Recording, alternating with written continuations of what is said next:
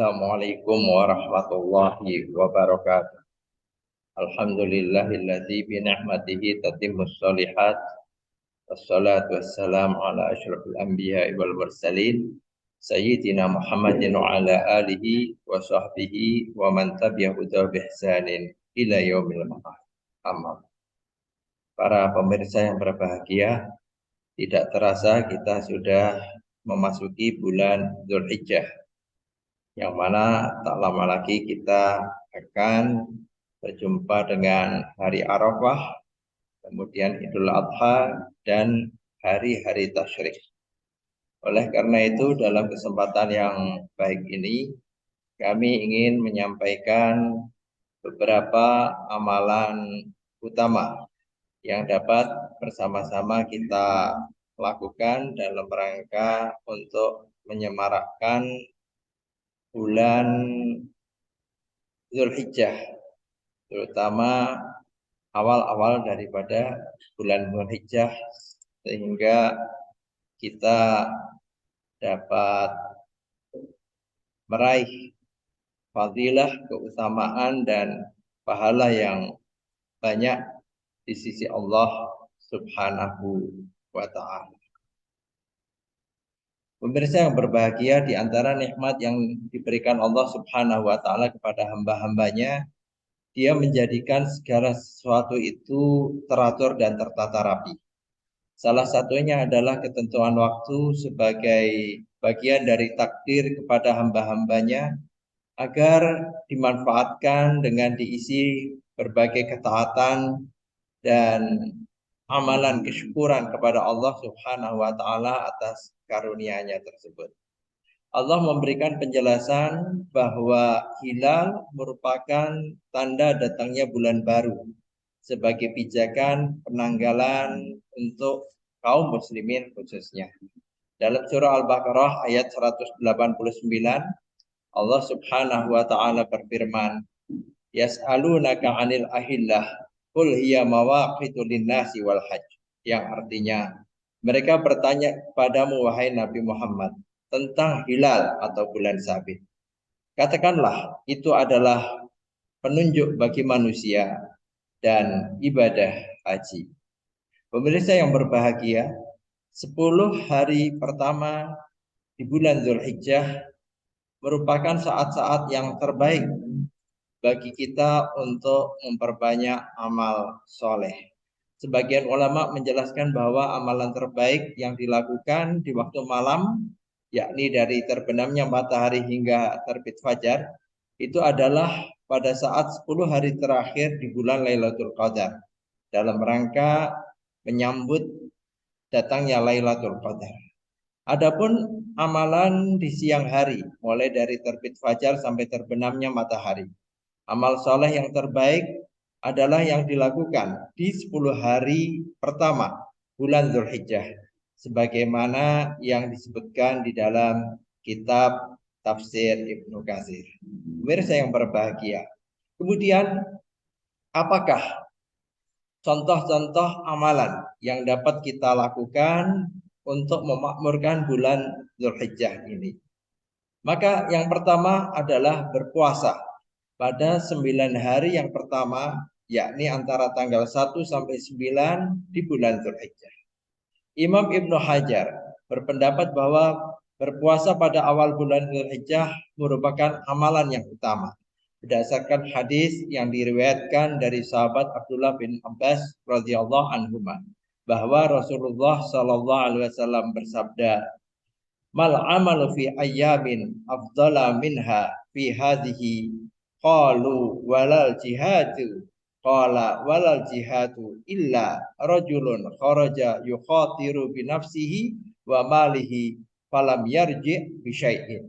Yang artinya, tidak ada amal pada hari-hari yang lebih utama dari amal pada hari-hari ini, yakni 10 hari pertama di bulan Dzulhijjah. Mereka para sahabat mengatakan, dan tidak juga jihad fisabilillah. Maka beliau sallallahu alaihi wasallam bersabda, tidak juga jihad fisabilillah, kecuali seseorang keluar dengan harta dan jiwanya dan tidak kembali dari perkara tersebut sedikit pun. Arti hadis riwayat Imam Al-Bukhari.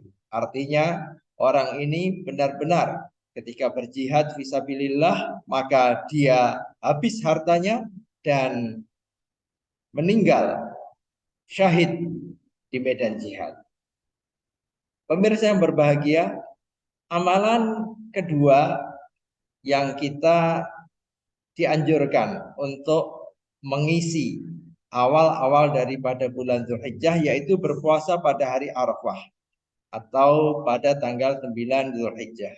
Hal ini sebagaimana diriwayatkan dari sahabat Abu Qatadah radhiyallahu an bahwa Rasulullah SAW tatkala beliau ditanya tentang puasa hari Arafah maka beliau bersabda yukaffirus sanatal madiyah wal baqiyah, yang artinya puasa hari Arafah menghapuskan dosa-dosa yang dilakukan pada tahun yang lalu dan tahun yang akan datang. Hadis riwayat Imam Muslim. Artinya puasa Arafah ini menghapuskan dosa-dosa kecil selama 2 tahun. Dosa-dosa kecil yang tidak disengaja yang dilakukan oleh seorang Muslim.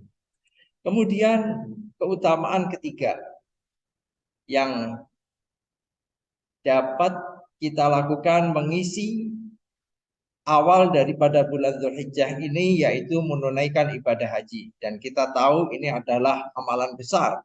Bagi mereka yang mampu, maka amalan yang paling utama untuk dikerjakan pada bulan Zulhijjah ini adalah menunaikan ibadah haji. Sebagaimana firman Allah Subhanahu wa taala, Al-Hajju Ashhurum Ma'lumat, yang artinya musim haji itu berlangsung pada bulan-bulan yang telah dimaklumi. Quran Surah Al-Baqarah ayat 197. Pemirsa yang berbahagia,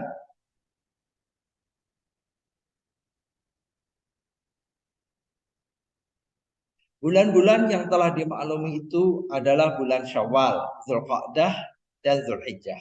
Maka ihram untuk berhaji boleh dilakukan semenjak masuk bulan Syawal. Mulai pada tanggal 1 Syawal seseorang ini boleh untuk berihram, lalu kemudian dia menunaikan ibadah umroh yang dalam rangka dia kaitkan sebagai bagian daripada ibadah haji.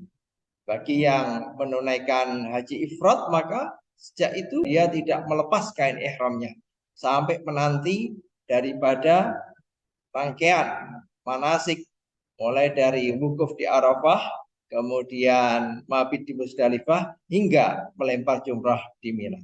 Namun patut kita ketahui bahwa puncak dari ibadah haji itu adalah wukuf di Arafah pada tanggal 9 Zulhijjah, di mana Rasulullah SAW bersabda yang artinya rukun haji yang paling utama adalah wukuf di Arafah. Barang siapa telah datang pada malam Musdalifah sebelum terbitnya fajar, maka ia telah mendapati haji. Hadis riwayat Imam Nasai. Pemirsa yang berbahagia. Kemudian amalan lain yang kita tunaikan dalam mengisi hari-hari dari bulan Dzulhijjah ini adalah berkorban. Hukum berkorban adalah sunnah muakkad bagi muslim yang mampu untuk melaksanakannya. Sebagaimana diriwayatkan dari sahabat Abdullah bin Abbas radhiyallahu anhuma bahwa Rasulullah SAW bersabda, "Umirtu bin nahri walaysa biwajibin," yang artinya, aku diperintahkan untuk berkorban dan itu bukan kewajiban bagi kalian. Hadis riwayat At-Tirmidzi.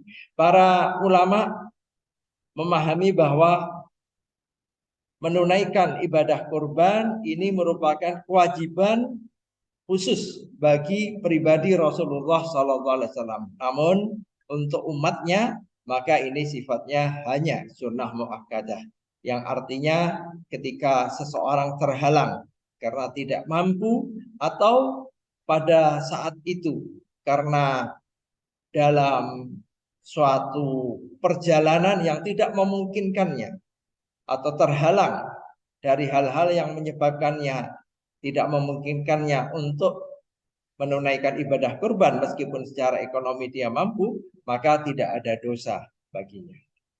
Pemirsa yang berbahagia, kemudian amalan yang kelima Amalan utama yang kita tunaikan di bulan Dzulhijjah yaitu memanfaatkan banyak waktu untuk melafazkan tahlil, takbir, dan tahmid. Terutama pada 10 hari yang pertama di bulan Dzulhijjah, kita juga disyariatkan untuk banyak berzikir kepada Allah Subhanahu wa taala. Baik berupa ucapan takbir, tahmid maupun tahlil. Sebagaimana disebutkan dalam firman Allah, wa yadhkuru smallahi fi ayyamin ma'lumat, yang artinya dan supaya mereka berzikir menyebut nama Allah pada hari yang telah ditentukan. Surah Al-Hajj ayat 28. Para ulama menjelaskan bahwa hari-hari yang ditentukan pada ayat tersebut ini adalah 10 hari awal dari bulan Dzulhijjah. Dari Abdullah bin Umar bin Khattab radhiyallahu anhu bahwa Rasulullah SAW bersabda, "Ma min ayyamin a'zama 'indallahi wala ahabba ilaihi minal amali fihinna min hadhil ayyamil ashri wa aksiru fihinna minat tahlili wa takbiri wa tahmidi." Yang artinya tidak ada hari yang lebih agung dan dicintai oleh Allah daripada beramal dalam 10 hari ini. Maka perbanyaklah membaca tahlil, takbir, dan tahmid. Hadis riwayat Imam Ahmad. Pemirsa yang berbahagia, inilah 5 amalan utama yang dapat kita tunaikan dalam rangka menyemarakkan ibadah-ibadah kita di bulan Dzulhijjah. Semoga Allah Subhanahu wa taala menjadikan ringan langkah kita untuk banyak beramal di bulan Dzulhijjah ini. Terima kasih atas perhatiannya. Wallahil muwafiq ila aqwamit thoriq. Wassalamualaikum warahmatullahi wabarakatuh.